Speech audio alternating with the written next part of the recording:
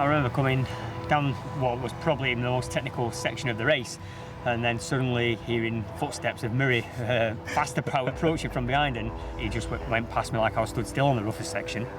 I knew Andy was going to be strong on the flat section at the bottom, so I thought my best chance was just to let it all go down the steep tarmac at the end. And yeah, I think I pulled out maybe a 20-30 metre lead.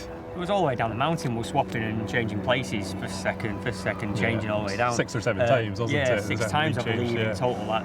I think when I ran it last year, I knew it was probably going to be Andy out front, and if anyone was going to challenge him, then it was going to be me. Whereas this year, I'm looking around, there's a lot of big names, a lot of overseas guys. The rest of the Scotland team, I think, can be pretty strong. The England team with Andy.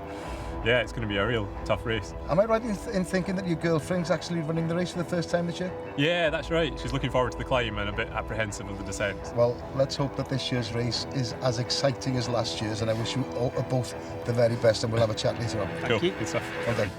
Good.